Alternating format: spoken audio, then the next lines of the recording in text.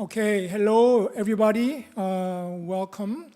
This is our day 2 of our joint workshop. It's our 6th edition of NAE, NAEK workshop, which we began yesterday. It's basically a workshop organized between the National Academy of Engineering of 2 countries, namely India and Korea. And we do have a series of speakers prepared from our side as well as our Indian Academy side. My name is Jae-gyo. I'm currently a department head of aerospace engineering at Seoul National University. I'm very happy and very honored to do our session sharing of this afternoon and this morning from Indian time. We do have our joint session chair, Professor Lalit Tambika of IIT Madras. Okay, she will take over once we have our Indian speakers available. Okay, so basically we have honorable members of our 2 academies sharing our thoughts on the subject of aerospace engineering, in particular perspective on space development. Okay, and we have many of our academy members joining in through YouTube. I know many of our Indian side are coming through our Zoom networking. Okay, so let me go ahead and jump right in with our first speaker. Our first speaker is Dr. Jong-wook Park at Korea Astronomy and Space Science Institute. The title that he brings to us is Bilateral Collaborations of Korea for Space Exploration and Space Science. So, Dr. Park, please go ahead. Thank you, Chairman. So, could you turn up the slideshow? So, technical team, could you stop my slideshow? I would like to introduce myself in the Zoom.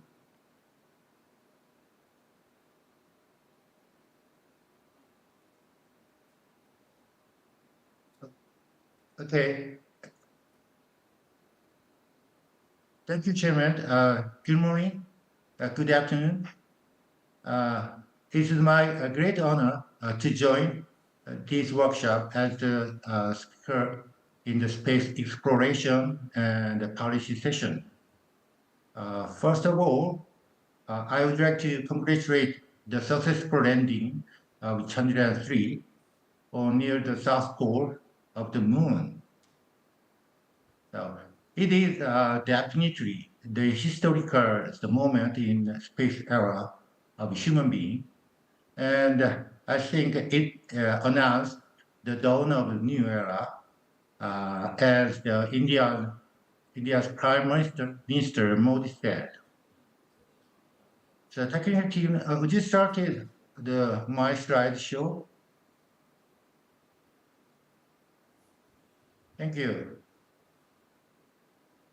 The title of my presentation is the bilateral collaboration of Korea for space exploration and science. The left is the photo of KPLO, Korean Pathfinder lunar orbiter, just before delivering to Florida in last year. Okay, please go back to the previous slide.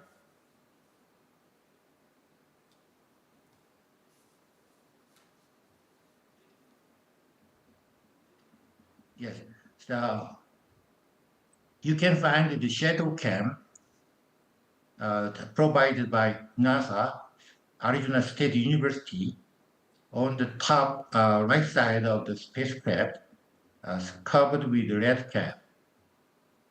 Okay, next please.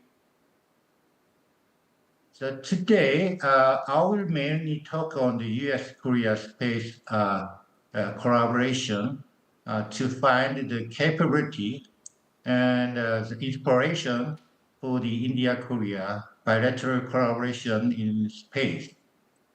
So I will start my presentation with the brief review of U.S.-Korea collaboration in space based on the timeline, and then talk on the U.S.-Korea cooperation in space exploration program and the current status of several working groups cooperative activity between the two countries in space science area.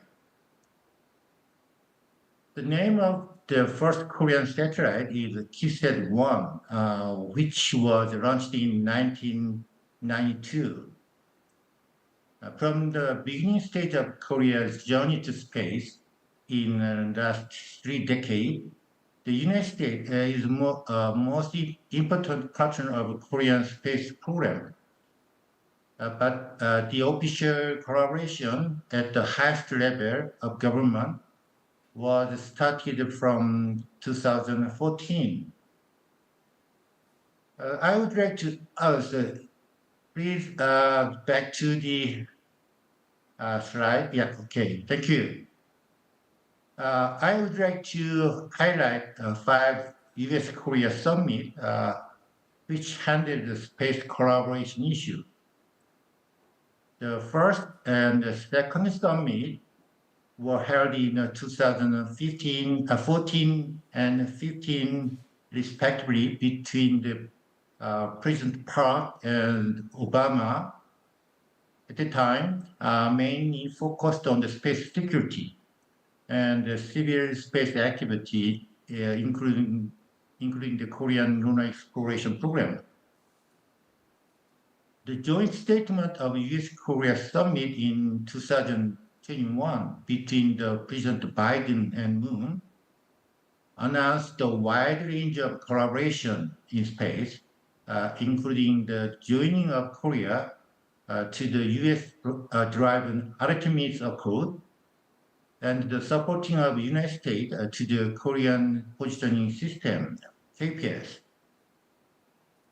In last April, President Biden and Yoon had a summit in Washington and reaffirmed the bilateral collaboration in space discussed in previous summit in 2022.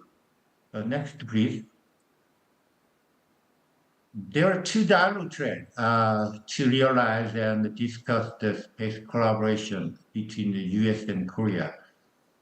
To discuss about the collaboration in space security area, U.S.-Korea had launched the Space Policy Dialogue from 2015, and two sides shared their view on space threat and discussed the cooperation in shaping the multilateral norm, rule, and principle, as well as collaboration in the field of space situational awareness to the fourth dialogue. Space Cooperation Working Group under the Space Policy Dialogue was created in 2012 between the two countries and signed to the cooperation agreement for SSA in the fourth Space Cooperation Working Group meeting. Next, please. Another dialogue track to discuss about the space collaboration is the Civil Space Dialogue. After the first U.S.-Korea summit to discuss about space collaboration in 2014, two countries set up the Civil Space Dialogue and signed the framework agreement for cooperation in aeronautics and the exploration and the use of airspace and outer space for civil and peaceful purpose during the second dialogue in Seoul. Next, please. The purpose of the framework agreement between two countries is to establish an overall legal framework to facilitate and strengthen the mutual beneficial relationship between two countries and define the cooperation area, including the space science, Earth observation, space operation, education, and other relevant area of mutual interest. The implementing agencies of this framework agreement are NASA, NOAA, and USGS at the United States side, and the Korea Meteorological Agency, Korea Aerospace Research Institute, Korea Astronomy and Space Science Institute, and Korea Advanced Institute of Science Technology at the Korean side. Next, please. So, under this frame agreement, several working groups in the civil area were organized. For example, Solar Physics Working Group in 2016. This working group have been working very well until now.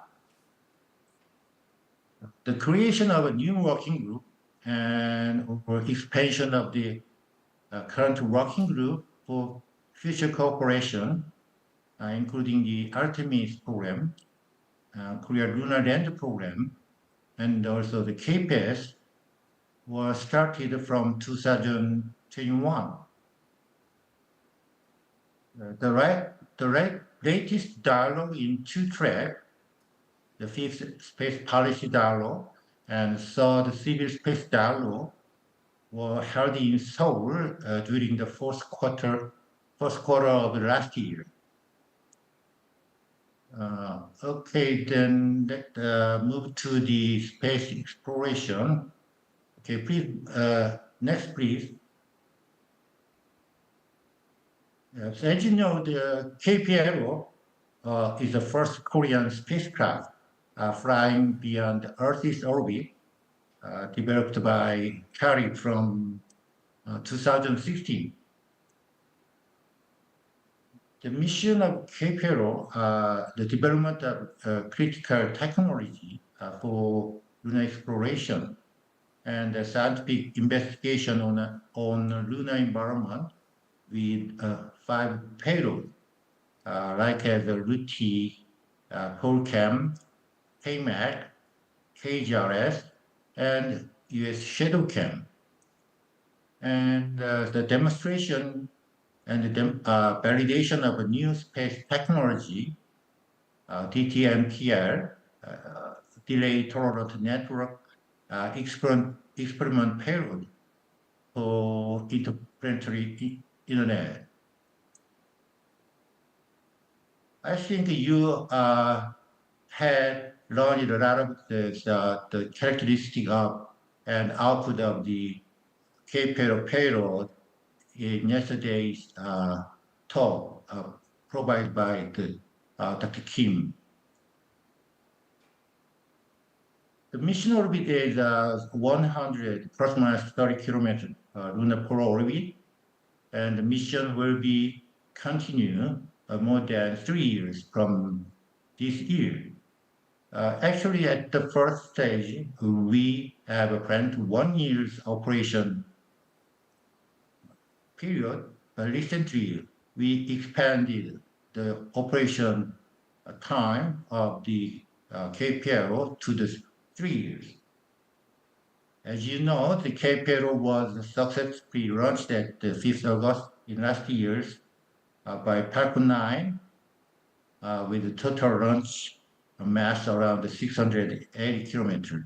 You can find some image of the RUTI and also ShadowCam. Next, please.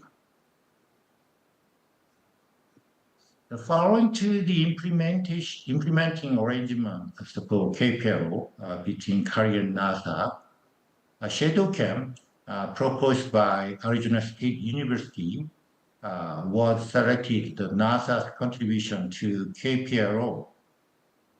The mission of the ShadowCam is to investigate the permanent shadow region for Artemis program. The requirement period of ShadowCam payload is about 1 year, at least, at 100 kilometers on the moon. Second contribution from the United States to KPL program is the lunar transport trajectory. So KPL changed from 3.5 page group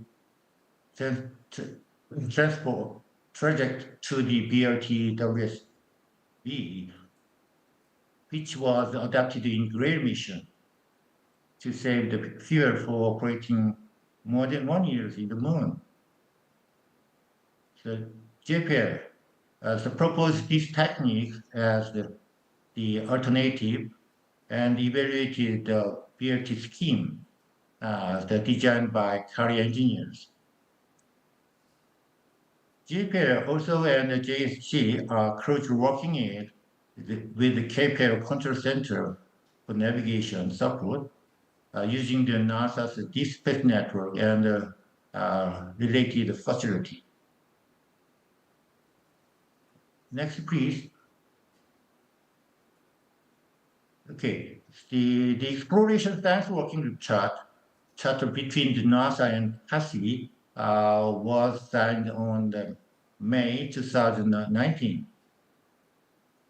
This working group will continue to discuss about future collaboration in cislunar space and exploration to the asteroid and Mars exploration. CLPS stands for Commercial Lunar Payload Service, is the NASA's program to support the Artemis program. Ministry of Science and ICT of Korea allocated a full budget for 4 Korean science instruments, GreenCam, LUCEM, ELBRILAD, and EarthMag to NASA's CLPS initiative. The first instrument, LUCEM, will be launched in next year. Next, please. These are the 4 CLPS payload to the Artemis, support to the Artemis program. LUCEM is the monitoring system of the high-energy charged particle, mainly the electron and proton, on the lunar surface to understand the space weathering process and the interaction between the lunar surface and the geomagnetic field. Second payload is GreenCam. This payload consists of 2 cameras. First one is SurfCam to measure the microscale structure of the lunar surface, and second one is the LabCam to measure the dust particle levitated by electrostatic force. To measure the temporal variation of magnetic field strength and direction on the moon, 2 Mach sensor and accelerometer will be included in the LSMAG. The last payload of Korean CLPS program is ELBRILAD, which consists of 3 spectrometer and 2 dosimeter. It is designed for understanding the radiation environment on the lunar surface and the impact on humans of radiation exposure. Also, it is used for estimating water existence below the lunar surface. Okay, let's move to the heliophysics. Excuse me. So, CASI, Korea Astronomy and Space Science Institute, is the one of the delegated organization in the U.S.-Korea framework agreement, and is mainly working with NASA, especially in the space science area. The working group charter in heliophysics was signed on May 2016, and BISET and CODEX are the joint project of this working group. And also the KASI are involved in the NASA's SDO and MMS program. The goal of BISET program stands for balloon-borne investigation of temperature and the speed of electron and the corona, is to validate the scientific performance of the occult, electronics, and mechanical part of the chronograph for future programs like as CODEX. The implementing arrangement for the BISET program was signed on September 2018 between the KASI and NASA, and KASI provides the filter field, camera, and electronic box for BISET. Next, please.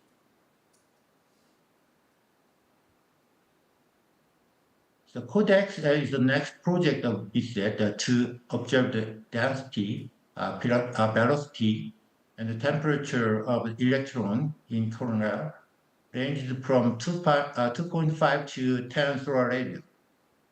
So KASI is responsible to develop the camera, flight and ground software, the filter field, and the mechanism controller for CODEX. The time cadence of the CODEX once per orbit is approximately 9 minutes for diagnostic mode and less than 1 minute for dynamic mode. The implementing arrangement for CODEX between two organizations was signed in 2022, and the KASI subsystem were already delivered to Goddard Space Flight Center in last year, and the CODEX will be launched at the end of this year to be installed in the International Space Station. Next, please. The heliophysics Alpha mission is a quite interesting project for the solar terrestrial science, which is proposed by several outstanding researchers in this area. KASI started the planning study for the Alpha mission as an internal project from this year to investigate the Korea's capability for joining the international collaboration of Alpha mission. This study will be carried with the goal of National Preliminary Feasibility Study report for 3 years from this year, in line with NASA's heliophysics decadal survey's announcement of 2024 and 2025. Next, please.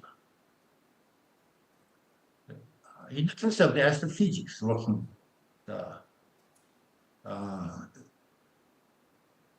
they also discussed the future collaboration ideas such as the KMTNet and WFIRST.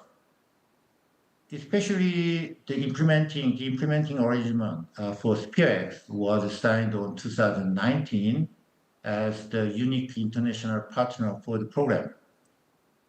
So KASI developed a near-infrared imaging spectrometer for star formation history on board NextSat-1 in 2018. So based on the heritage of this program, KASI has been collaborating with SpearX, the first all-sky infrared spectrophotometric surveyor, as one of the NASA Medium Explorer MIDEX mission. 3 major scientific goals of SpearX to research on the origin of our universe and the evolution of galaxy and the galactic ice survey.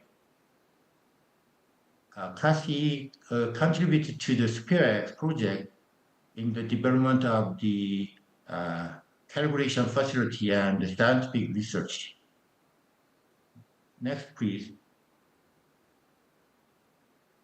This is the final slide of my presentation to consider the future works to make the bilateral collaboration in space between India and Korea. Korea has the well-organized self-developed system for the space program as a spacefaring country, and recently announced the fourth basic plan for promoting space development, including the space exploration and space science and the international cooperation as the key strategy. Korea has the outstanding experience in the international space exploration and space program with the many of domestic players, including the government-funded research institute, like as the CARI and CASI, and many universities. And Korea is now preparing the space diplomacy policy for supporting the leading-edge space program of Korea and strengthening the space R&D capability, including the diplomatic utilization of the space and ensuring the space security. India is one of the advanced spacefaring nations with more than 60 years history in space from Indian National Committee on Space Research. And India is the active player of the international cooperation and collaboration in space and has outstanding heritage in space exploration and space science program, like the Chandrayaan program. And also, India have been conducted space dialogue with the US, Russia, EU, France, Japan, and other countries. To make the reliable and effective collaboration between India and Korea for mutual benefit in space, so we need to consider about making the task working group for the space policy, space R&D program, especially space exploration and space science area. And we need to continuously effort to build the effective cooperation system for the bilateral collaboration between the India and Korea, like as a task working group, MOU for cooperation in space, and all the space dialogue between two countries. Next, please. So could you show the last slide of my presentation?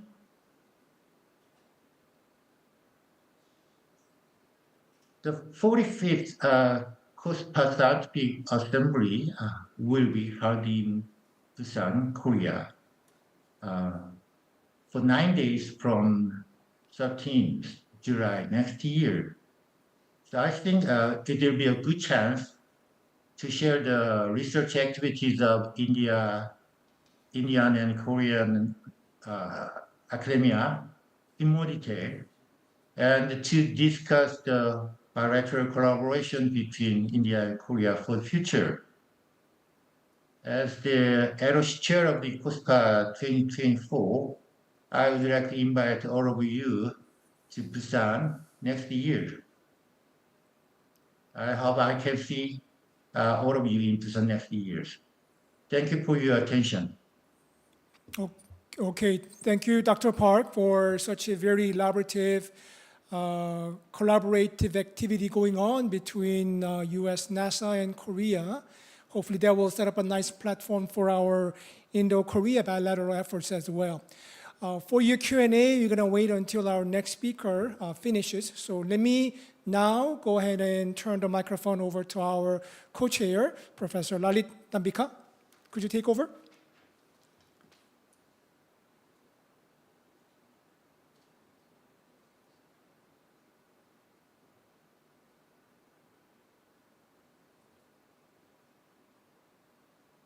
Okay, we don't hear you. We are waiting for Professor Lalit Tambikar to come in. We can't hear you yet.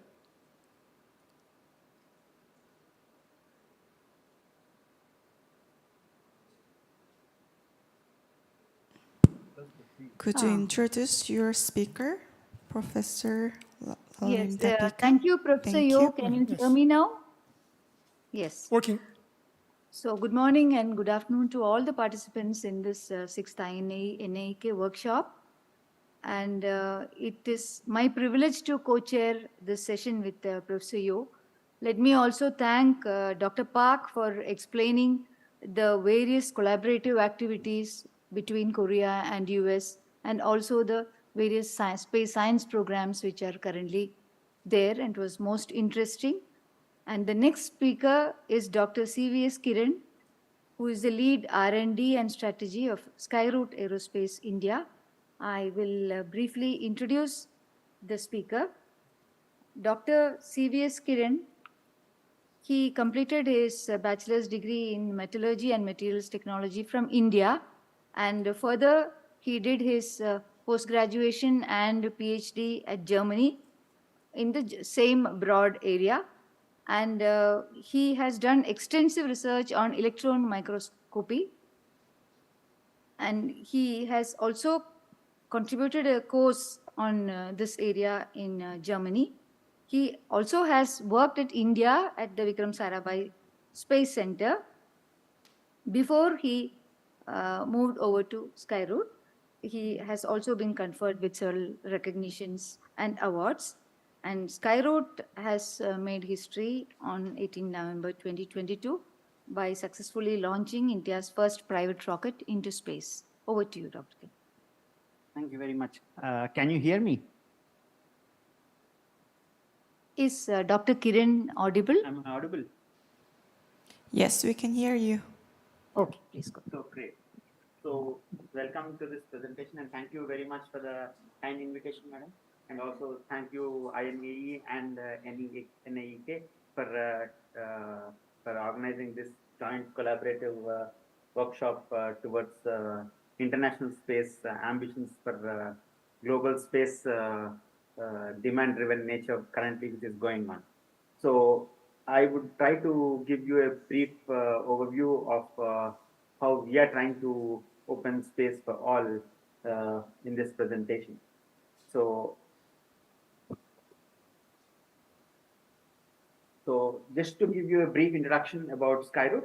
Skyroot is a space launch vehicle company. We are trying to build launch vehicles which are affordable and catering to the demand-driven nature of the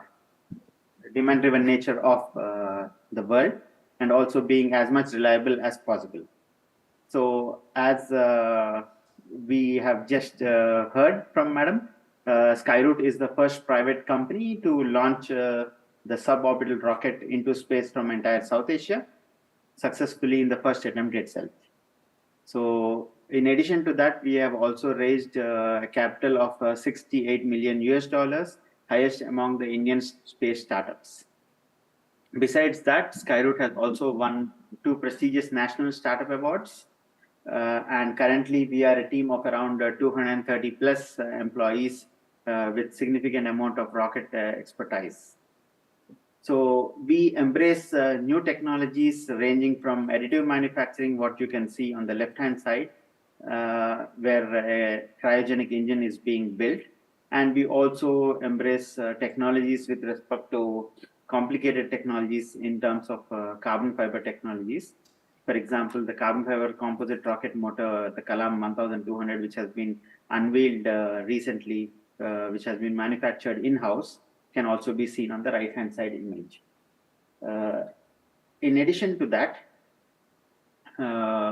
as you have seen already in the previous slide, we do a lot of additive manufacturing ranging from solid rocket motors to liquid engines, what you can see, earth durable liquid engines, cryogenic engines, and a lot of advantages exist with additive manufacturing.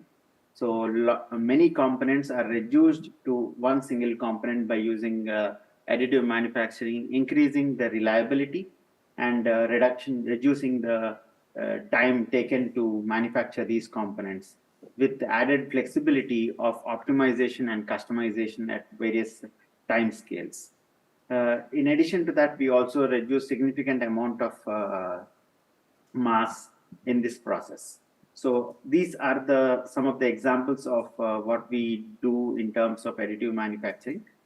And we have developed in the process different types of propulsion technologies in-house, ranging from cryogenic propulsion, which we named after Dr. Satish Dhawan as Dhawan series of engines.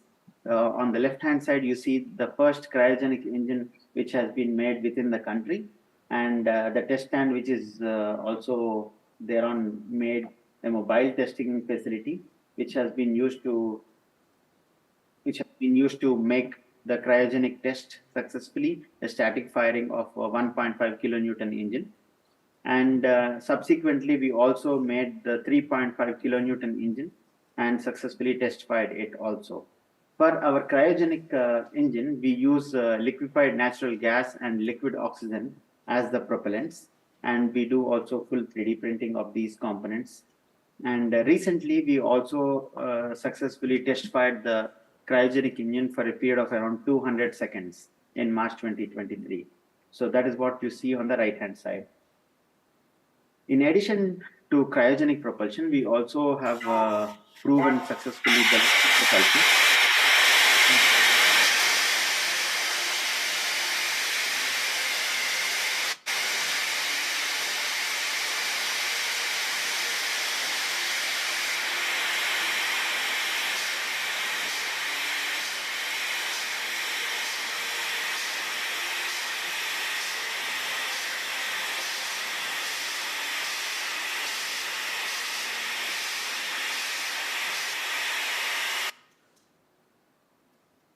So our liquid engines are named after Sir C.V. Raman as Raman series of engines, and they are based on Earth's durable propellants of monomethyl hydrazine and N2O4. And we also have showcased our engine in the social media, where you can also see here this liquid engine along with the plumbing line, which is also fully 3D printed. It has the ability to deliver multiple satellites into various orbits because of the fact that it is hypergolic in nature. In addition to liquid propulsion technology, we also have successfully showcased solid propulsion technology, which are named after Dr. APJ Abdul Kalam as Kalam series of engines. And what you can see on the top left-hand side is the solid propulsion thrusters, spin thrusters, which are being used on the first flight of Vikram suborbital, which was launched last year successfully. And 3D printing of that has been carried out, and successful static firing of that is showcased in the top right-hand side image. In addition to that, as I have told you in the previous slides, we also manufacture our carbon fiber composite stages. What you can see here is stage 3 of one of our orbital launch vehicle, Vikram 1. And successful proof pressure testing has been carried out, followed by full stage static firing. And recently, we also unveiled our first stage of the same launch vehicle, which is also fully made out of carbon fiber composites. So the carbon fiber composite solid stages are having high thrust and low cost and short build time. That is the reason we prefer also to go with solid propulsion technologies. So with all these three technologies, we put forward the Vikram series of launch vehicles, what you can see here, named after Dr. Vikram Sarabhai as Vikram S, the suborbital vehicle which was launched last year, the Vikram 1, Vikram 2, and Vikram 3. Vikram 1 consists of 3 solid stages and an uppermost liquid stage, and Vikram 2 consists of 3 solid stages and an uppermost cryogenic stage, And Vikram 3, what you can see here consists of 3 solid stages, uppermost cryo stage, and additional strap-on boosters. So we are trying to cater to the demand-driven nature of the current space ecosystem of the world, besides being affordable. And we also aim to assemble and launch within 3 days, with the possibility of upgrading from one system to the other by keeping it modular, requiring minimal launch infrastructure. So what you can see here is the firing of spin motors, what we have seen on Vikram S, which was launched last year. In the slow motion video, we can clearly see how the spin motors have fired in both left-hand side and right-hand side image. And the flight as such can be seen in this video, the Praram mission.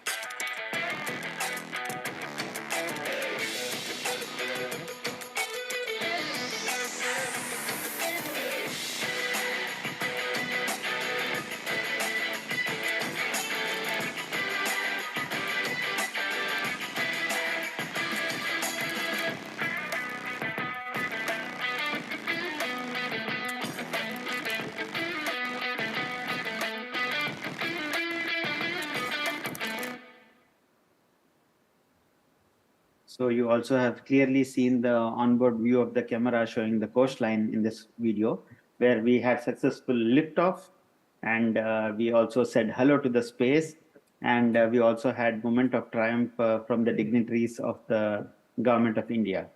So with this, we have proven significant amount of systems what are used for our orbital vehicle technology, which is planned to be launched towards the end of this year. So with this, I come towards the end of the presentation. And what you can see here is a team of around 230 young and talented minds of the country who are looking forward for our orbital launch towards the end of this year. So I leave the stage further for questions. Thank you, Dr. Kiran. And we certainly wish you all the very best. It's very interesting to listen to the various developments which you have already made. And there's no doubt that this opening of space has resulted in very dynamic startups like yours, already demonstrated your success as well. So now I think it is time for the question answer session. So if there are any questions in the chat box from the Korean side or from the Indian side, probably this is the time to take it up. There are no questions on chat session, so if the host have some questions, you can ask to the speaker. Okay. Yes, of course, please. So thank you very much to both the speakers. I have a question for each one of them. May I first request Dr. Park to answer a question, if possible. It's a very interesting presentation that you made. And towards the end, you also talked about the possible cooperation between India and Korea. And I was just wondering if you could give a little bit more perspective on how the two countries can cooperate, because that would be we can actually discuss that. So I would love to hear your perspective on that, if you can, please. Thank you. It is very complicated problem, I think. Actually, but I think in the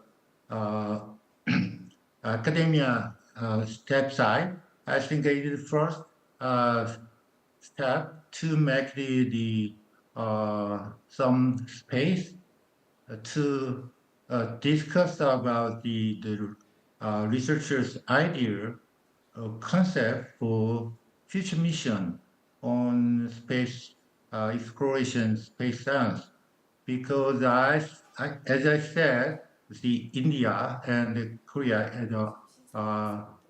is already into the advanced spacefaring country, and the two countries that have their capability to make their own satellite system and launch system. So I think it, and also this area is a very critical area for sharing their technology and their idea. So, but the space exploration and space science is a more scientific aspect, has the scientific aspect, and somewhat easy to share the idea and collaborate between the two countries.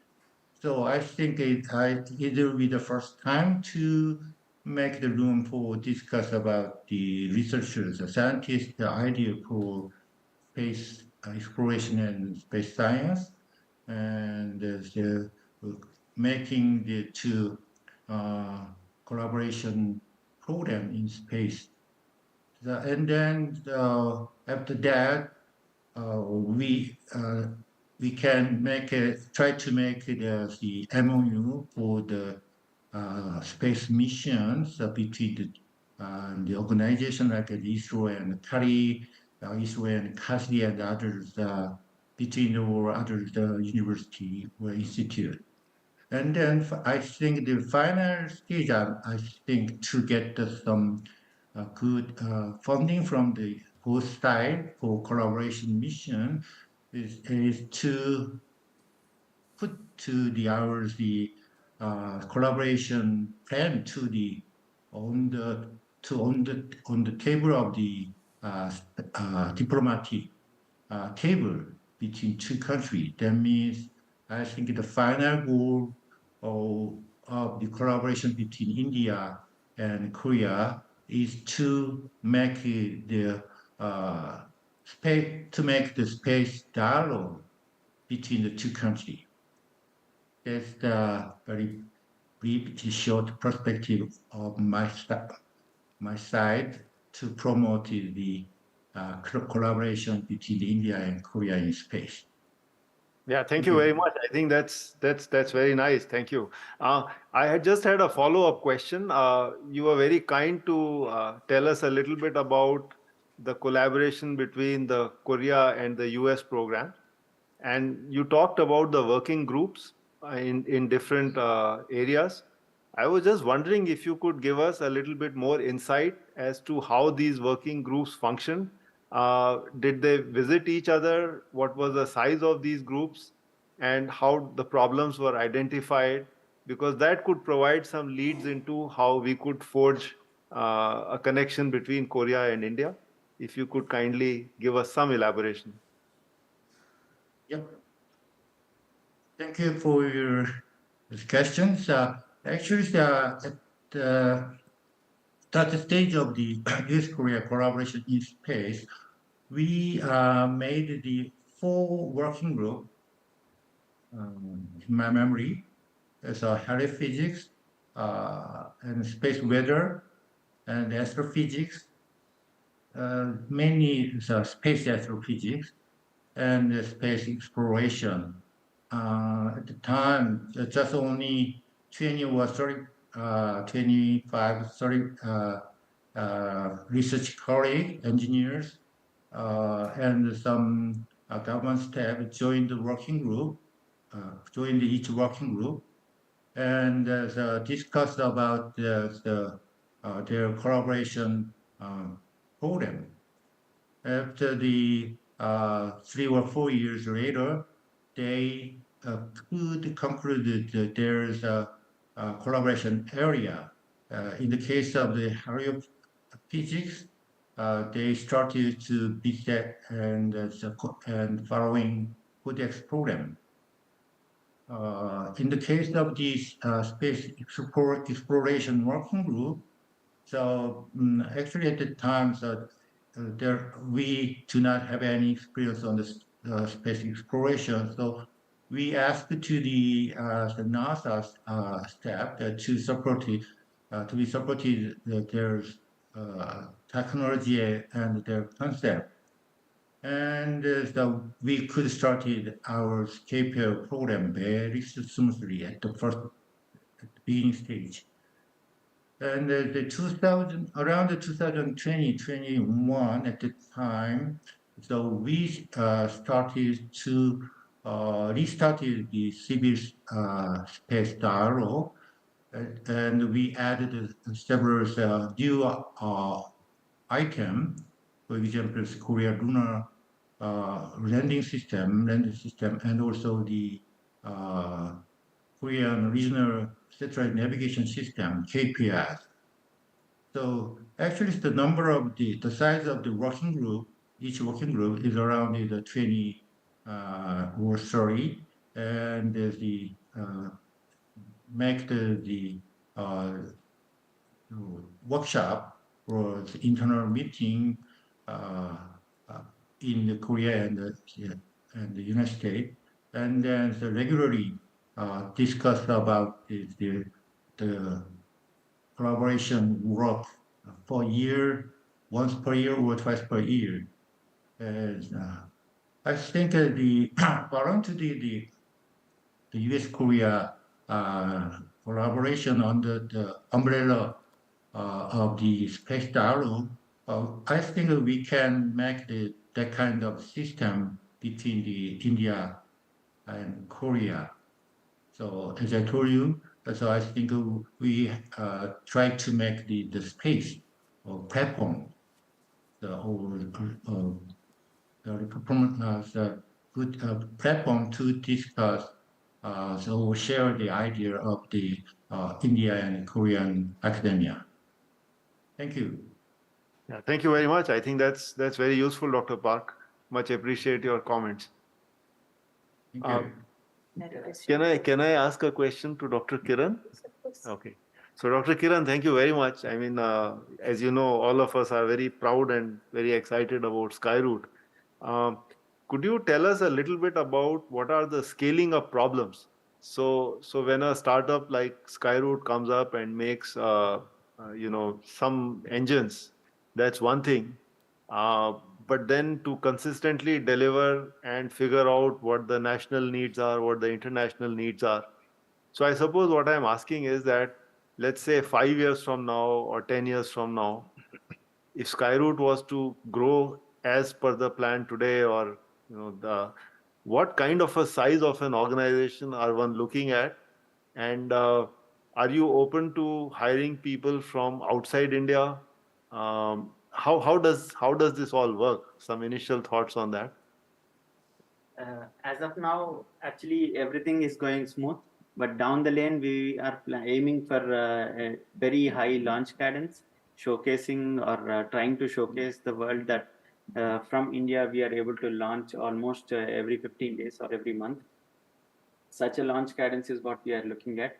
Because of the fact that it is a small satellite launch vehicle what we are developing, the amount of time needed to integrate and launch would be on the smaller side. And also it is, as a result, also increasing the manpower significantly. Sure. But overall, as of now, we typically take a lot of people from within the country, mostly Indian origin. So how the rules and regulations between two countries are existent or going down the lane, it all decides on a lot of regulatory affairs what the government is going to bring forward.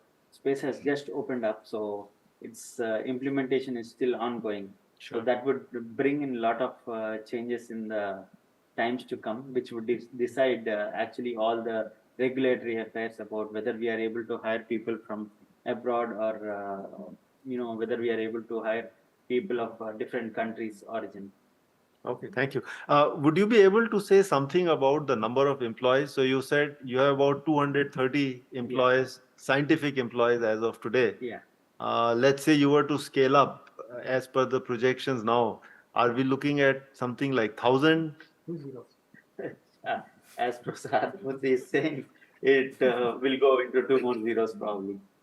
So Okay. the launch cadence, what is currently envisaged. So we are looking at about 25,000 employees. That's a big market. I think that should be very It all exciting. depends on Yeah. how things go on, how Skyroot is aiming at reusable launch vehicles in future. So how all these things are going to shape the entire ecosystem. All these things matter a lot. Wonderful. Either it is 2,500 or 25,000. It all depends on the ecosystems there Absolutely. within the country. Absolutely. I think there is a question here for Dr. Kiran. There? Shall I read it for you? Yes, can you It's please? It's in the YouTube chat. So it says how much manufacturing cost you can estimate to manufacture 3D LRE compared to the achievements from Relativity rocket, compared to the recent achievement from Relativity rocket. So Relativity uses fully 3D prints its entire launch vehicle, compared to what we use is only the upper stage where some of the required components are only 3D printed in our case. So there's a lot of difference between their launch vehicles and our launch vehicles. So that is first point. And we do 3D printing only in the components which are necessary to be 3D printed. We don't do 3D printing of other components which are not the critical components. So only the critical geometries which necessitate or which are going to save significant amount of times are 3D printed in our case. Okay, thank you. Over to you, Dr. Lalitambi. Yes, I too have one small question for Dr. Kiran. You were mentioning about Vikram 3. Yeah. So Vikram 3, what is the kind of payload which would be there for LEO? Yeah, so as I have shown in the slide, the payload capacity is ranging from around 250 kilograms on Vikram 1, 290 kilograms on Vikram 1, which is scheduled to launch towards the end of this year to the sun synchronous polar orbit, to almost like 560 kilograms to the sun synchronous polar orbit. And in the case of a low Earth orbit, it will range from around 480 kilograms to around 815 kilograms to the lower orbit. Okay, thank you. So I think there are no more questions in our chat box. Sorry, I have a question. Do you hear me? Yes, yes. Yeah, sorry, I'm actually the next speaker, but I'm sorry for the interruption this time. Thank you for the Dr. Kiran from the Skyroot. And I have a quick question, and the question is about what is the Skyroot's the business model when you launching the next stage launch vehicle? So do you looking for the more domestic market or the global market? Or what is your client? You looking for the government client or private launch satellite operators? So very nice question indeed. We aim for the global market. Being from India, we are able to cater to the entire world because the barriers of getting payloads or satellites from different countries are very minimal in the case of India. And the business model, what you said, is we cater to the needs of the world. That is the reason we say opening space for all. So that is first point. And second point is when we are able to launch the satellites of customers without the customer keeping that in the shelf, that is actually catering to the demand-driven nature. So this is what we aim for, and we hope we will be able to bring that into practice in the course of the time. And we aim to launch globally, and not only government, not only private, but all the types of satellites. We don't have any barriers to that. Thank you. Well, I think this is very nice because we got enough time for many, many more questions.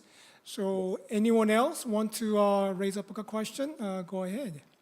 There are 2 questions actually in the chat box, but it is in Korean. So probably you can help us. Okay, we will check that. Meanwhile, while we check the YouTube questionnaire, let me ask a quick question to Dr. Kiran of the Skyroot. So you're like a popular person to ask question, seems like. You guys does not look like at all a startup. You are pretty well established.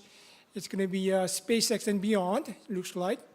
My question is, because you are a creative company, Are you doing something to make a next generation solid rockets that is thrust controlled and it's as good as a liquid rocket? Are you doing something unique and special in that aspect? So indeed, a nice question actually. So we are working on reusable launch vehicles as our founders have been saying since the beginning. We are working on reusable rockets. So whether it is going to be solid, whether it is going to be liquid, and all those things will be showcased in the near future. But as of now, we are working on reusable rockets. So with the passing of time, we will be coming into that answer, showcasing that in the open media. Okay. Any question from YouTube? Okay. So the comments were on our YouTube were not really a question, so I think we are good with enough questions answered and asked. So I think we are going to go ahead with session. So let's go ahead without taking any more further breaks. So the same person who just asked a question to Dr. Kiran was actually our next speaker. So let me go ahead and reintroduce and make sure I introduce him properly. So Dr. Sang-woo Shin is the senior fellow of Space Policy and Research Center. Okay, he will be talking to us on a subject of Korea's space policy and space exploration. So Dr. Shin, go ahead. Thank you. Thank you for introducing me. I'm Sang-woo Shin from the SPREG. SPREG is kind of the think tank of space policy making. So we support government, particularly we support the Ministry of Science and ICT. It is really truly a privilege to be here today, sharing this platform aiming at deepening the collaboration between India and Korea. Particularly, as India has been making waves, it is remarkable leadership, not only in the space exploration last week, but also in the international collaboration for peaceful use of outer space activities. So today I'm going to introduce Korea's regional space policy. This is a brand new space policy last year. And additionally, let me elaborate how space exploration in Korea is incorporated within this policy framework. Next page, please.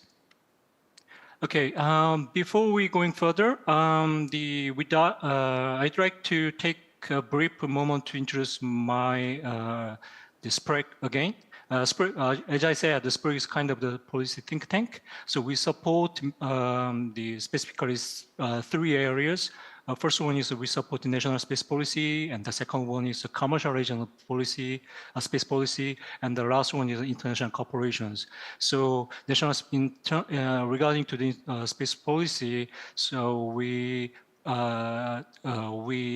brings a lot of the issues from the space, particularly the technology and defense or the regulations or diplomacy. So this is a very complex policy making process. So we helping government to this process going efficiently. So next one is about actually the commercialization of space policy.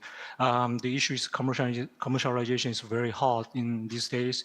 As everybody knows, the new space or other terminology are dominating this world. So we also supporting how the Korean companies are getting more powerful and get more competitiveness in the global market. So this is also put some policy instrument in the government. So last one is international corporations. We're looking for the peaceful use of outer space. So we're working with the UN Corpus and the OECD Space Forum and the other regional space forum. Next, please. So let me outline the process by which South Korea's space policy is established. The space policy received approval from the National Space Council, which is chaired by the Prime Minister, and which involves all ministries that are engaging in the development or utilization of space. So, and middle of these ministries, the Ministry of Science and ICT is the major ministry for policy and budgeting. So once the policy is approved, its R&D activities are carried out by public research institution like CARI, CASI, or ETRI, or KTL. There's a lot of the space-related government research institute, and also the government are also collaborate with the space industry companies and the universities. Next, please. So the last year and this year's marks a very pivotal year in the evolution of Korea's space policy. That'll allow me to delve into the specifics. In the last year, the President Yoon announced the vision for the space economy in last maybe June. The President recently highlighted several something crucial.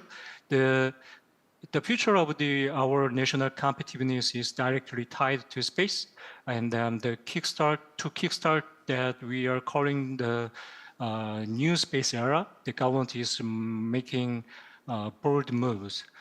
We are talking about the significant investment and even the creation of dedicated space agencies. So these agencies will be Korea's backbone for systemically uplifting the space industry. Next, please. So 5 months later, the November of the last year, the following the initial announcements are coming. The President unveiled the comprehensive space economy roadmap, named the Space Economy Roadmap. He pointed out that the dream for the space power will not be the distant future, for an opportunity and hope for children and young people. So he actually pointed out the space economy's terminology. So this strategic document outlined the 6 key policy objectives that will guide Korea's effort in the space. So one is a space exploration. The other one, next one is the technology development, and the third one is the space industry, and the fourth are the workforce, and the space security, and the last one is international cooperations.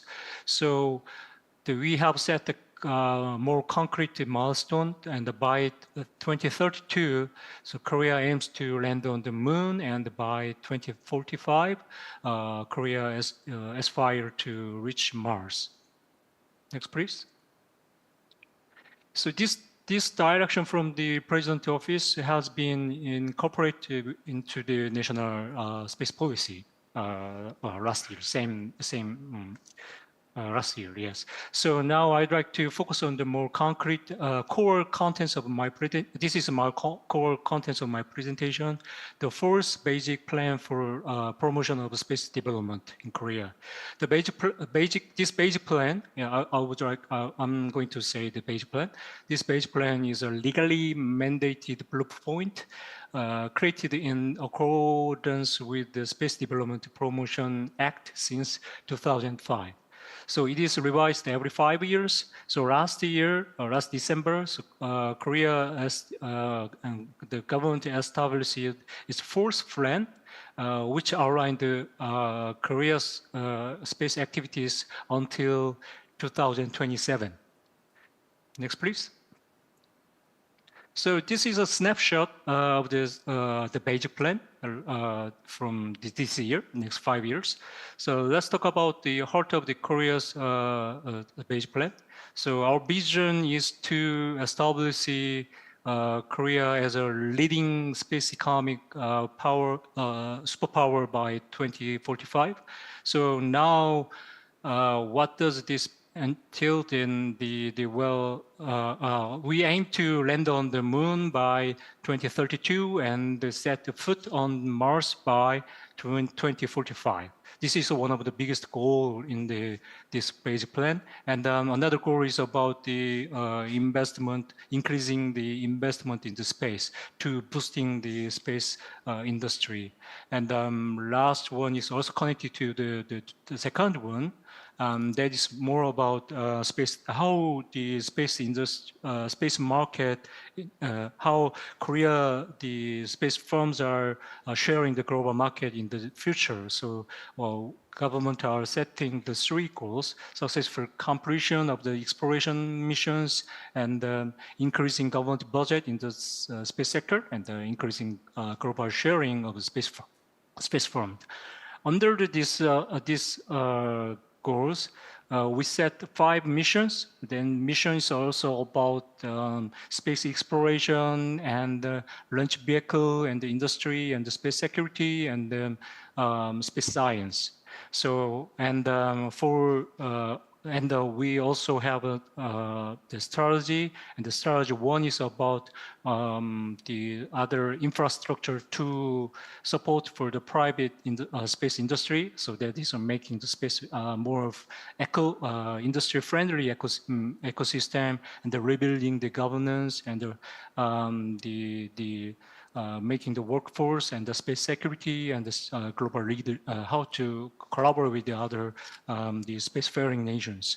And the second strategy is more about technology development. So we set the 3 specific technologies development areas. One is about transportations. So this is about actually the launch vehicle technology development plans. And the other strategy is about the satellite. So I want to set more concrete and more details about the satellite system and device services from the government. And the last one is the space exploration technology and the space science research area. Next, please. So when it comes to the space exploration, so you will find it prominently the features in 2 key areas of our national plan. First, the space exploration is emphasized as first of our 5 main missions. Second, in our second strategy, strategy 2, that we have specified technology development goals directly related to the space exploration and the space science research. So I would like to delve into these 2 aspects, providing you with further details. Yep, next please.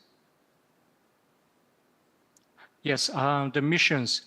So now I will proceed to explain our missions objective related to this space exploration. So objective of the missions is more about securing the key technology and proactive leadership in the outer space activities, and the other is addressing the reconfiguration of international order, because the space kind of the moons or the Mars or other space races, another space races are getting rising. So in this race, Korea also trying to join in this race. So we set the objectives. I already mentioned about these issues, and that is a moon landing by 2032 and the Mars landing by the 2035. So, and we have several plans, and plans about, we contains a lot of, we considered a lot of issues. That missions are, you can see on the right side of the pictures. So we consider about the launch vehicles and unmanned orbiters or landers or ISRU, and space-based energy, astronaut, and the manned-based manned lunar bases, and the mobility and the robotics and the deep space network. Next, please.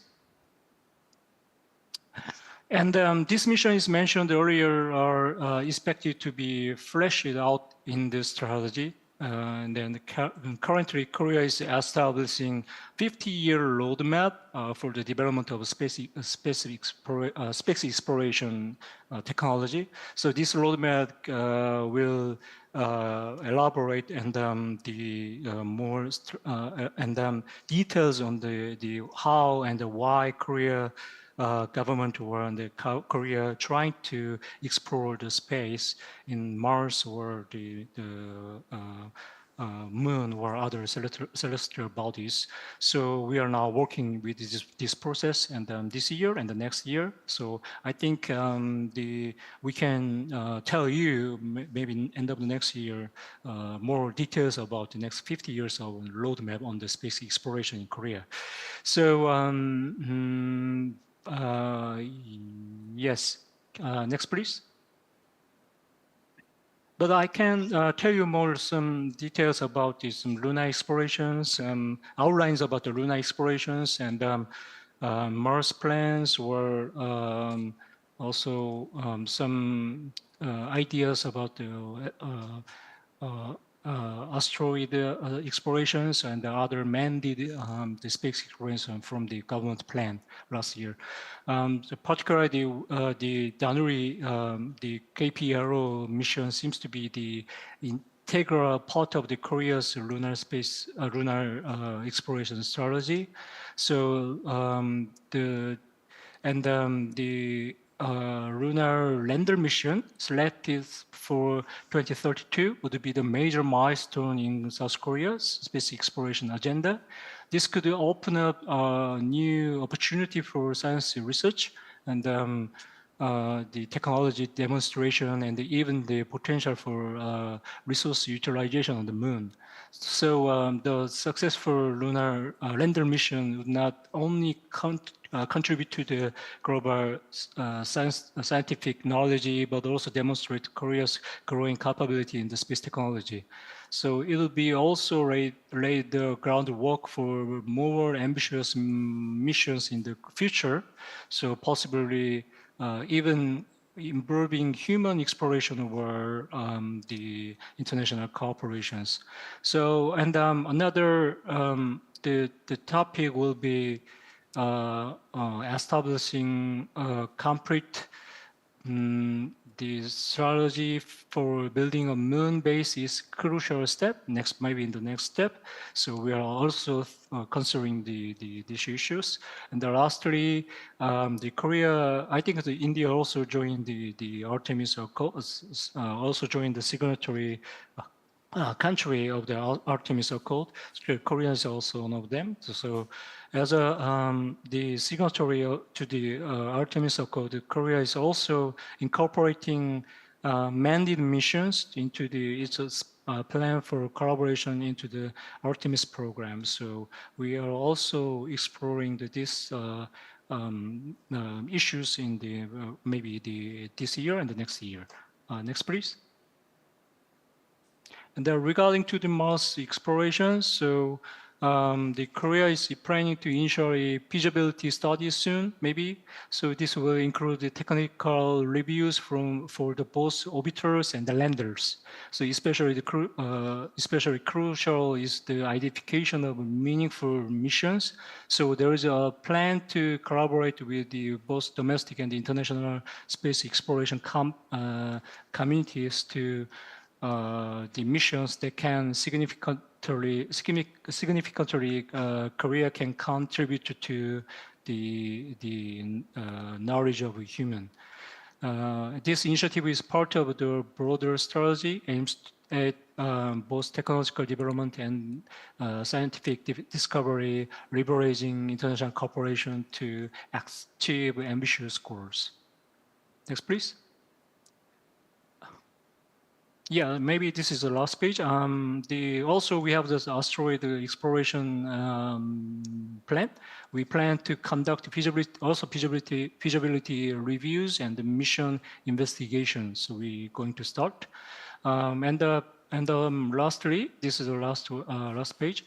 Last one is about the manned space activities. So Korea also thinking to how to join this manned space exploration, because when we are considering the manned space exploration, then counter more strategic way of joining these missions, because we need some the document and the budget to collaborate with other communities. So the subject of this research will include space medicine and bioscience, or astronaut training, and the manned spacecraft building. So all things are including for the human space exploration. So we are also trying to discover these issues from this year. So maybe the next page is today I briefly outlined Korea's space policy and exploration effort. In summary, the Korea space policy is evolving based on the present proposal for the development of the space economy last year. So this is a very critical moment and the cornerstone. And Korea has a set plan for the lunar landing by 2032 and aims for the Mars landing by 2045. So the details of strategy are currently being formulated to achieve these goals from government. So thank you very much for attention. Okay, thank you, Dr. Shin. Just like how we did in the earlier sessions, let's go ahead and welcome our Indian Academy member to go ahead and do our next speaking. So go ahead, please, Professor Lali Tambika, for introducing your speaker, please. Yes. First, let me also thank Dr. Sang-woo Shin for explaining Korea's space policy and also the space development plans, long-term plans. So our next speaker is Dr. V. Adimurthy, Honorary Distinguished Professor of Vikram Sarabhai Space Center. Dr. Adimurthy is a ISRO stalwart. He is an internationally renowned mission design expert. He is also an authority on space debris. And he has been responsible for shaping ISRO's interplanetary missions as well. So his recognitions run into pages. I'll just give a few samples. So he has and continues to serve a very senior position in ISRO. And he also has been recognized both nationally and internationally. He received the Padma Shri Award. He also received the International Academy of Astronautics laurels for the Chandrayaan-1 and several other awards within the country.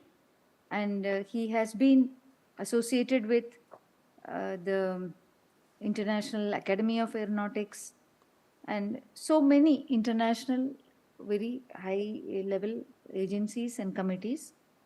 So I think I will now leave the floor to Dr. Adimurthy and look forward to a very interesting talk. Thank you very much for the introduction. I'm a scientist and doing my best to contribute to the program.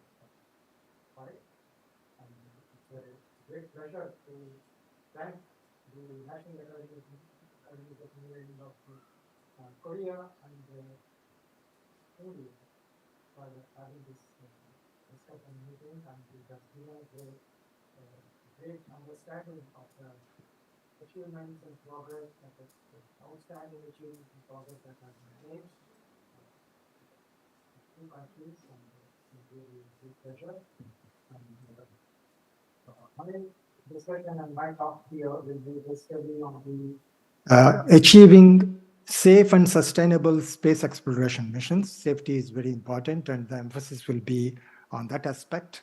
And this the space is a multidisciplinary area, and all areas you can think about in the engineering, humanities, everything is integrated in space. There is nothing that is left, and therefore to do this multidisciplinary design process in a safe manner is a complex theme, and there can be many difficulties. And how to achieve safe and sustainable exploration missions is a philosophical thoughts that I want to discuss. Nothing very specific.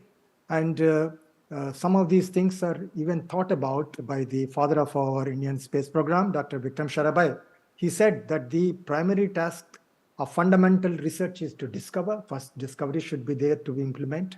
Of the research and development, it is optimize, and we should get the best of the system, and of the industry to produce. He said it many years ago. Now we see that we come back and we follow this, and then a lot of industries are there. We had a brief presentation of the both industrial components of the both countries, and therefore this is the vision.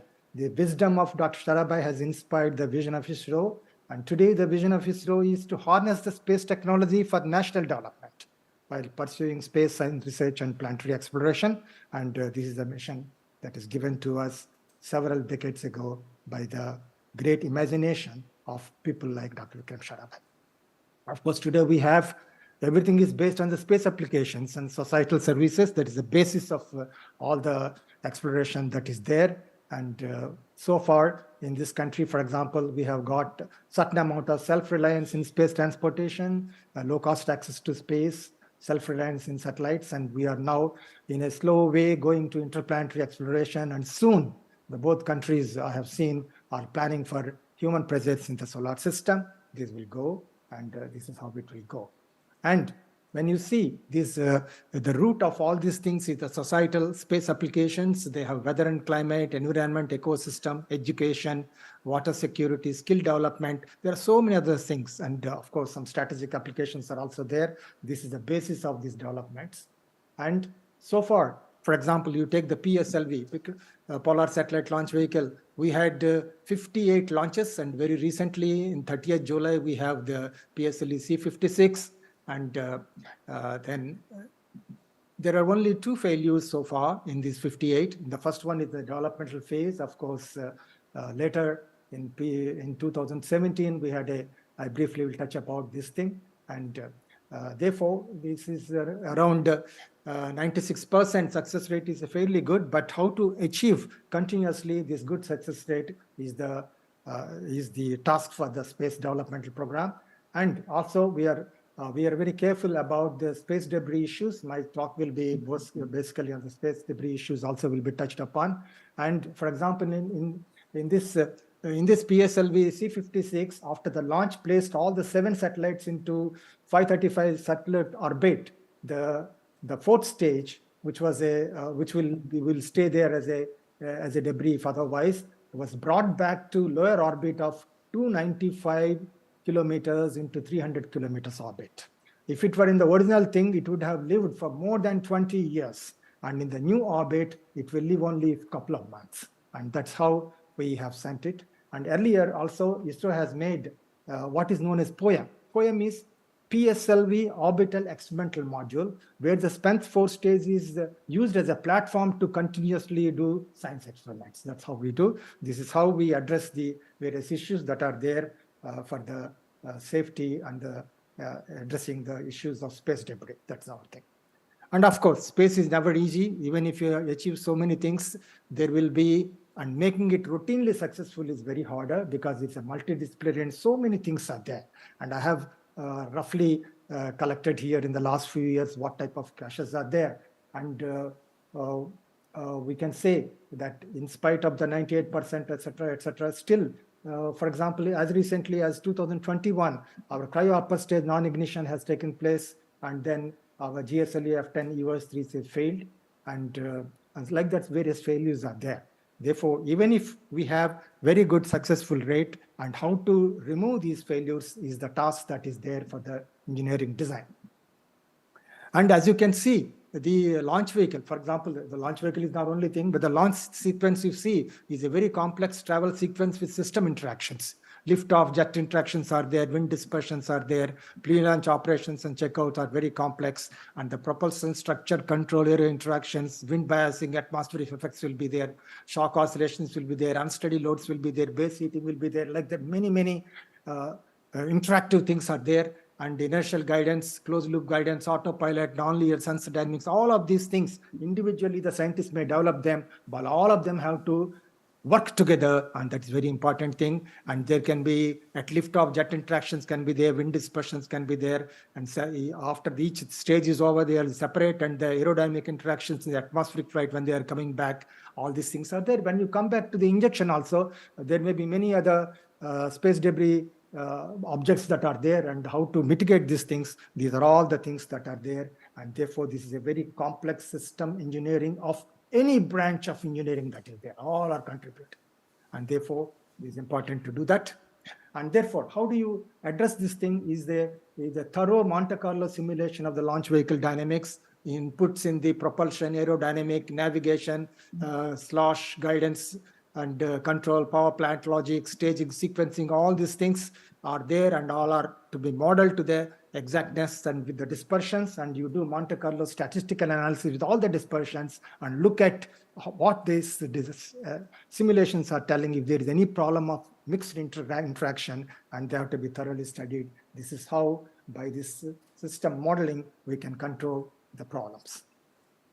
And also, there will be, when we are going up, this is going in the complex atmospheric scenario, and atmosphere, as you can see, can vary a lot. This year we are seeing in the whole world a different kind of atmospheric scenario is happening in the ground, and then how to simulate them in this thing, how to see that these do not negatively affect any of these things is a very complex process. And therefore, because of the changing atmospheric parameters, etc., we have in the last several decades, we have taken all the radio sonde data of this near the country, launch sounding rocket launch measurements, and SABRE and MSIS upper atmospheric studies, and extensive data simulation. With this thing, we have generated a more sophisticated and more recent atmospheric profile data, which not only how it varies, how it is correlated from the various altitude, how it is correlated in various frequencies, these have to be maintained, and such a thing is done. It will be used in all of our missions to reduce the possibility of this thing. All these other things are available in the open literature. For example, in 2022 and 2023, international journals we have published, and people can see all these aspects. And then many of these things in the strides of the computational fluid dynamics and wind tunnel testing have helped a lot to understand these interactions. And then Professor Satish Dhawan, his contributions have been talked about in earlier missions also. Professor Satish Dhawan, he built the first supersonic wind tunnel in the 1950s in the Indian Institute of Science in Bangalore. And then later on today, beginning with that inspirational starting, we now in Indian Space Research Organization, we have 1 meter shock tunnel, 1 meter hypersonic tunnel, 1.2 meter trisonic tunnels, and all the national tunnels are also there. We do extensive testing, extensive simulation, numerical simulation, and see the correlations and see the dispersions. And we take these things into account to get in our Monte Carlo simulation and see that all our, for example, reusable launch vehicle, dual mode ramjet systems, these are very complex systems, and we see all these things by these things. And also we want to use the best of our launch capability. If you want to have a big satellite development to do, we have done, for example, with PSLV, both Chandrayaan and both Mars missions have been done in the earlier first missions. And to do all these launch vehicle steering through optimization, we have developed a very good system here to develop. It continues to be used, and these details are also available in the open literature. This is a paper in Acta Astronautica much earlier. And then today, so much has been talked about the great successes that we had on the moon, etc. And of course, I see that Korean programs are also there for the moon in the coming years. And the very first thing that has happened in this thing was described in 1999 in the Indian Academy of Sciences meeting that was put in Lucknow. There we have Professor Kasturi Rangan has made led this thing, and we have proposed there that we have said that lunar mission is possible with the PSLV vehicle. PSLV vehicle offers an excellent route to early Indian lunar orbital mission. We have discussed there. And then within few years, we have launched Chandrayaan-1 and the same PSLV. Therefore, I call it as PSLV, sir. The same PSLV was used for a Mars mission also. That's how to optimize and use the system in a good way. And therefore, and also in the Chandrayaan-1 is not only an Indian thing.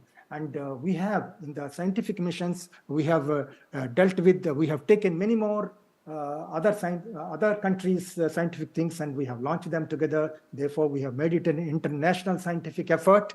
And there was also a moon impact probe. That time, this was Dr. Kalam who suggested that it should be impact. It is not a land. It's only an impact thing, but not a safe landing type of thing. These are all these things are done, and that was the thing. Evidence of presence of ice deposits near Moon's North Pole were first found out here, and this is a very good international cooperation that is there.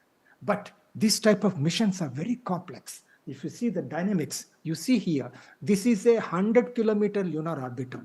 And depending on the inclination, on the figure that is here, on the x-axis is the inclination, and y-axis is the lifetime that can be there. Lifetime can be as low as 16 days to more than 10 years, say 100 years. Therefore, it's a very complex dynamics that is there, and this type of variability from few days to several decades of lifetime can be there, and this is because of 7th and 9th zonal harmonics play a crucial role. And this type of scientific investigations, it's not a very simple thing, and we have to understand the interaction, the gravity field of upper level gravity field, 7th harmonic. It is not a spherical thing, and these are very important. And we are surprised that the same orbit but different inclinations can have few days, few weeks to a couple of 2-3 weeks to more than 10 years can be there. And of course, there are we are doing the planetary missions. There are many levels of planetary missions. First to do initially, how to do quickly, and then later on to do. Final design is obtained by the complete refined numerical technique, etc. The various levels of these things are there, planetary mission, this thing. These also we have documented in the Journal of Guidance and Control and Dynamics of American Institute. And then with these type of things, we had in 2014 itself, Mars mission arrival and the Mars thing. And we have used the same simple PSLV XL to do the Mars mission also. And this was very successful. And India is the first time, in the first attempt to Mars, successful thing is the first time India has done. And these type of things. Here also, these are very complex. The designs are very complex. The ordinary Earth orbit is one way it is done, and Earth orbit, and to go to the Mars mission, etc., you have to do different things, and each day the solution to go to the Mars mission is different. There are so many options here, and these interactions have to be studied extensively to get safe on this thing. And then we also have a possibility of the solar system exploration. We members have talked about it, and this has been studied. And why this exploration is done is because of the scientific objectives: origin and evolution of planets, comets and asteroids, surface chemistry, topography, and then internal structure, and origin and evolution of life, and resource utilization. Many times Earth resources in the later centuries may not be available, may not be sufficient, and we may have to use the resources that are there. These are all the possibilities that are there for the space exploration to take up. And then, for example, Mars. We talked about the Mars entry descent. We have an orbital mission that is there, but entry, descent, and landing technology we have to do. How to descend on the Mars thing? There are many possibilities. Rigid aeroshell can be used, inflatable aerodynamic decelerator can be used, supersonic retropropulsion can be used, and other things are same things are there. Therefore, all these things are very carefully studied, and we had some sounding rocket missions also to study of some of these things. Explained. And these are all the things that have to be done for the future Mars entry, descent, and landing technology. And it's also possible that the human mission to Mars can be there in the later years of coming decades that have to come. And human mission will not be one launch from India to from India or anywhere that to this thing. There may be several launches can be there, and expedition to Mars, the establishment of a human settlement may require for one such mission may require almost about 6 to 7 launches, in which the things are kept there, and then people can go there, human missions, and then all these things have been initially studied, and this also has been a Journal of Cosmology. It has been presented here. Therefore, for example, Venus is of course very, very, very hot on this thing. and nobody can survive with our temperatures, as the Venus is hellish. And so the pressures, atmospheric pressures also hellish, 92 atmosphere, everything will be coupled. But at certain altitudes, around 80 kilometers, etc., the scenarios are, the temperature and pressure scenarios are like what we are used in the Earth. Therefore, one can have a scientific study and human exploration to Venus is very possible, but we restrict ourselves to higher altitudes, and we have a system there. And these good opportunities to go to Venus come in every 80 years, and therefore we should find out also the requirements, velocity requirements will be less, and the most optimal thing to go to Venus. We are looking here, and then also to various asteroids and etc. So many things have been done. And you can see here the planetary exploration panorama that we have worked out in the initial design goes into Mars orbiter mission, Venus missions, comet flybys, Sun Earth Lagrange points already we are going. Within few days, we are going to go to PSL. L1 mission is there, and we'll see that thing. And the date was roughly announced as September 2nd, and we'll see all these things. And finally, some asteroid rendezvous and missions to Saturn, Jupiter, Europa, these are all possible. In the next 30, 40 years, so many things are possible. These have been initially studied and kept ready, and then depending on the national requirements and science requirements, these things will be decided to be taken up. And these are all the possibilities that are there. But when you do all these things, there are risks, I said. We have to minimize the risks. And this type of figure also was shown when discussing space debris. You can see that many of these things, this is a space debris evolution that is having. The final thing is a total space debris. It is coming because of fragmentation debris, spacecraft, mission-related debris, rocket bodies, all these things are there. And you can see that somewhere, sometimes these jumps are there. The integrated thing, the jump is coming because 1, 2, and 3. One is the ASAT test that was made in 2007, and 2 is the Iridium Cosmos collision in 2009. And another ATAS test in 2021. These things raise the levels of the debris environment that is there. And this is how to, and we are talking about here bigger objects, even small objects, even millimeter level debris, space debris also can cause problem. How to handle this thing is a very important thing. And the space debris after fragmentation is a very difficult. When the fragmentation event takes place, initially in the first few orbits, it will go along the orbital plane. The pieces will change, and then completely one circle will come. Later on, it will disperse into circumferential spread because of the gravitational field things are there. Like this, the whole thing will spread. This is how the fragmentation happens.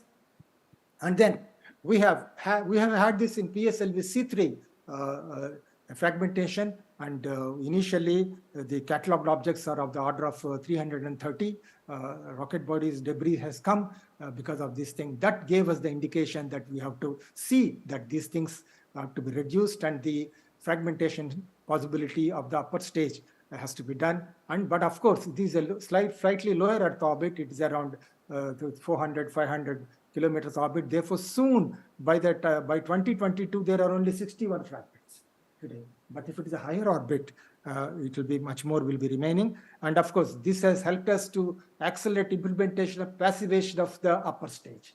This thing happened, because of the chemicals that are there, propulsion that is there, it can create fragmentation. And therefore, from then onwards, we are taking the passivation. Once it is there, we'll remove it, or we'll use the poem and other type of things. And then anti-satellite test, okay, that is there. It is there. Anti-satellite test because it's higher altitude, the decay was very less, and this was done in 2007, and the test happened at around more than 800 kilometers altitude. Therefore, even after 100 years, you will have many more things that will be left.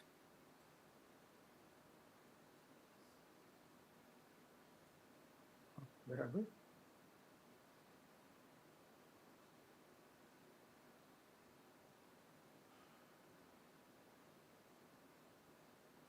Okay, just a couple of minutes.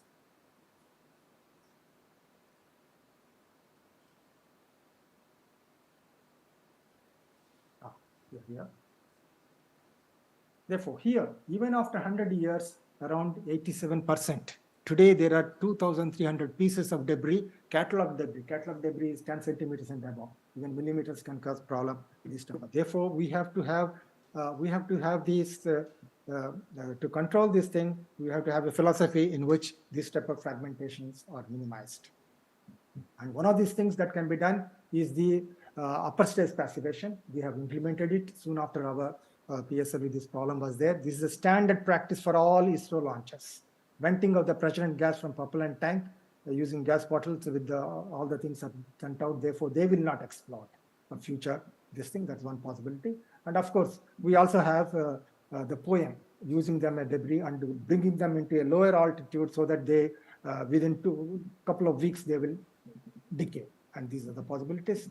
And collision avoidance analysis, COLA analysis is a must for all the launches now. From 2001 onwards, COLA is regularly done by us. And we see when we are launching from the Sriharikota launch station, whether our system in any time when it is going into orbit will interact with the space debris that is catalogued. And we identify the probability and then suggest that you don't launch at that particular moment. Many times the launch has been postponed by a few minutes. It has happened, and that is one of the standard practice. For example, when we had Chandrayaan mission in 2008, we said, don't launch in this period. You should not launch here, this period, this time. This is the time scale on the same day. Therefore, we identify this thing and we do. And then this is Mars orbiter mission. Mars orbiter mission also we said, what are all the possibilities of the space debris. We have identified what is the probability. And of course, here did not have any problem. The launch postponement was not there. And then we also sometimes orbiting satellite is there. Satellite is working, but it's coming close to a space debris event and space debris thing. And then such a thing is there. We do the analysis, the space proximity analysis you do so far. And then if necessary, the probability of proximity and probability of fitting is there, then you do collision avoidance maneuver.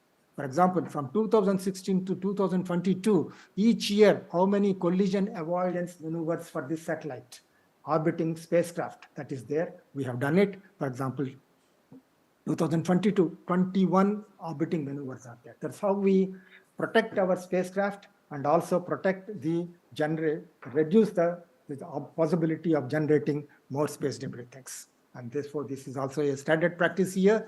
And of course, we have the Interagency Space Debris Coordination Committee, in which all the spacefaring main spacefaring nations are members. India is a very active member of this, and these are many working groups in the measurements, environment and database, protection and mitigation, and we follow the things that are put and set by this thing. And then in the IADC, Interagency Space Debris Coordination Committee Debris Mitigation Guidelines, we have how to limit the release of the operational debris, minimize the potential of on-orbit breakup, post-mission disposal, on-orbit collision prevention. All these rules and regulations are internationally coordinated, and we gave value to following all these things. And then we see that here also the gravity field and other things are very interesting. And this is very interesting, and these are published in Advances in Space Research and Astronautica. We have a GTO, geocentric transfer orbit. Our body is there, and in the day itself, if you launch at different times, this is one day. In one day, if you launch at different times, the lifetime can be very high, lifetime can be very low. And that is the type of complex gravity field that is there in this world and in the launching system, and these have to be studied. This is not normally not generally known. Therefore, if you don't want to stay that the thing for a long time, then you should choose the time properly based on this type of analysis. And now these years, we are also talking about active debris removal. This was also previously talked about some other members. And active debris, even though thousands and thousands of debris pieces are there, big debris pieces, we need not to remove all of them. We have to identify which one to remove. And if you remove only 4 or 5 per year, etc., we can reduce them. Otherwise, in the next decades, centuries, if you don't do the debris population will increase a lot, but if you do 5 or 6, then it will come to very operational thing. Therefore, this active debris removal also is very important, and we should seriously consider various aspects of active debris removal. There are many types of possibilities, and there are other types of things also. The debris that is there sometimes can fall and cause damages to this thing. These are the various pieces that have come in the last few years. I have identified here small things. Many things have come and fallen on the Indian things also. And you can see that a bigger thing can harm. For example, Tunguska in 1908, it has become and it has caused 60 million trees were felled in this thing, and the people were not knowing about this thing because it went in the forest area, and if it has fallen on a populated area, the damage that can come can be unimaginable. It can happen, and of course, in these things are there. When earth impact of these things are, big craters can be formed, and their damage can come like this. And there are many asteroid impact craters that are there. India also, you can see several are there. And the very interesting thing is this Chicxulub, and I'll tell you what about this thing. And so many things are there, and then cause. And the confirmation of Alvarez hypothesis, Chicxulub I have put here, and you can see here this thing. And this has happened. Chicxulub was found early in this. This was done by the iridium samples that are there and the various earth thing. They have found out, and 65 million years ago, an asteroid impact has happened, and then people have found 75% of plant and animal species on Earth have been completely demolished. Humans have not yet, mammals have come, but humans have not yet evolved at that time. But if such a thing happens now, the whole human population can go away. But now we have technology to reduce all these things. Therefore, we can use the planetary defense technology to how to provide these things. And these are planetary defense conferences that are there can be do. And these asteroid deflections, various methodologies can be used.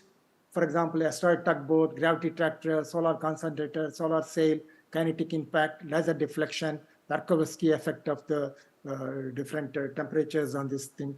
All these things can be used for the an impending asteroid thing that is coming. We can find out from the methodologies that current technology will be there. Therefore, these are all the possibilities that are there for the future to get safe and sustainable space exploration missions. We have many plans. All the countries have. We have seen excellent work that Korea is doing, India is doing, and the whole country, humankind is doing. But it is our responsibility to see that these are all done in a safe and sustainable way. I have briefly presented here the various aspects and the future technologies that are possible for the measurement of space debris, reducing the risk due to debris, and guidelines for mitigation, technology issues for international cooperation in the field. A lot of work has to be done, and we hope while we have planned all these things, we also work on these aspects and get final very good solutions. Thank you very much for it. Okay, thank you Thank you very much, Dr. Adimurthy. It was an excellent, very informative talk on a very important area. So I think now we can go to the question answers.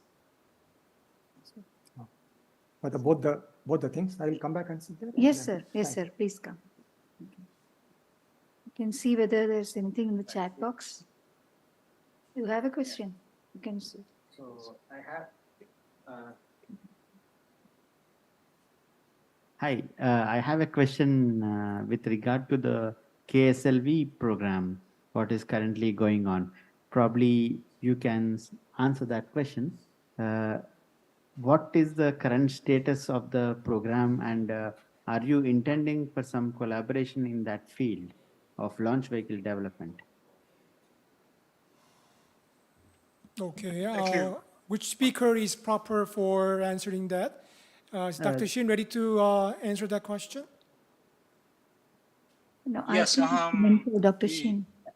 Oh, It was sorry. meant for Dr. Shin. Yes, I think I can give you the answer, but brief answer, because there's many specific issues and the critical issues. So actually, I don't know how the details are going on. But normally, it was not from the last year, as I said. The president announced about the space economy the era, but the more 5 or 6 years ago, the government are set the direction from the government lead to the industry lead space policy. So under this policy direction, the government and the CARI are developing a launch vehicle with industry. So this is the process of the Korean's launch vehicle development last few years. And from last year, there's a very cornerstone from the Supreme level and on the space economy title. And in this title, the government set more fast move from the government institution to the industry. So the KSLV are successfully developed in this year. So I think government try to decide who will take over this launch vehicle from the government institution. So we select several company within the country. So one company was selected from the government. So I think maybe next few years and the next launch vehicles will going with this private company. So this is a kind of the first kind of the public private cooperation within the space and particularly in the launch vehicle. Thank you. Thank you. There's a question from YouTube viewer. Oh, 그래? So are you going to ask that question to? Should I read it? Yeah. or- Yeah, I can ask. Actually, I keyed that question in. I thought you are going to conduct the session, but I can read the question. It is for Yes, Dr. go Adil. ahead. Go ahead. Thank you very much. So I was very intrigued by the protection that we should have against the asteroids hitting us. That's very useful. But I was just wondering, A, can you elaborate a little bit more on it? And B, the kind of energy that is needed to avoid that vis-a-vis, let's say, a launch program, and how often can we afford that practicality? Now, today's observational technology and today's simulations are such that we can. Okay, is it working? Yeah. Okay, fine. Today's technology, we will be knowing about a possibility of an asteroid coming and possibility of hitting Earth coming into the in the motion of the trajectory much in advance. Such a possibility is there now. Today we have. And now if it is there, to move it, if you do it much earlier, what you have to give is a change in the velocity in a different direction of a very small amount. It could be few centimeters per second only, not big thing, even though asteroid is very big and it can cause very big damage when it hits. But when you do it early enough, to shift it is only few centimeters per second. Velocity has to be given. That can be given by sending something and then a tugboat and give a propulsion thing there much in advance. Therefore, if you do recognize with the current technology well in advance and give a small change only, which is there, which is possible by, I have given a list of things, Yarkovsky effect, so many things, they are all possible to do it. And therefore, with today's technology, without great amount of propulsive system, you can save the Earth planet. Has it ever been demonstrated? No, not yet. The studies are going on, the demonstration. Thank you very much. Okay, any other question from both sides? There's one more question from Dr. Kiran. So again, coming back from the policy point of view, does Korea actually also permit the space policy permits launching Korean satellites from other nations? Like- can you make sure your audio is properly on? We could not really hear your question. Can you do it again, please? Is that not on? No? Can you hear me? Better. Yeah. So does Korea permit the launch of satellites, Korean satellites from other countries as per the new space policy? Okay. So And this, any regulatory, points which are there over there? so do you want to take that question, Dr. Shin? Yeah. Oh, yeah. So I would like to clarify. Did you ask me about the Korean satellite from the outside of Korean territory? Not hear you. Oh, yeah. So normal. Yeah, we have a lot of cases from the last 30 years. So, for example, the Koreans, the Danuri KPL also launched from the US, and this is authorized by the government, and this is also authorized by the related the act and the regulation. So we have a regulation on from the government to launching from the outside of the territory. And so we also follow the UN regulations on these issues. Okay. Thank you. Okay. So in continuation to that, are there any guidelines set up as per the policy for launching this from foreign soil? Launching your satellites from foreign soil. Are there any regulatory guidelines set up in the new policy? Yeah. That's I think a challenging question. I think we also have. I already said we have the regulations, but we are thinking about the amendment of the regulations and the new kind of the regulation for the new space age because the private actors were the government, also the government, the satellites are growing, the demand are growing in the future, near future. So the new space policy we are considering, and we are recognizing all of that issues, actually, what you, Dr. Kiran said. But I think next few years, we internally, we are discussing on these issues because I think this is a similar situation. When we thinking about the new regulation or amendment, revising the regulation, we have to discuss with the industry and also the other the government research institutes. So from I think the last 5 years, this process is getting complex process. So last year we tried to touch that issues, but the time is really short. So we thought, and we decided to next few years we try to revise or refigure the new regulation of the space policy. So this is our ongoing issues, I think. Thank you.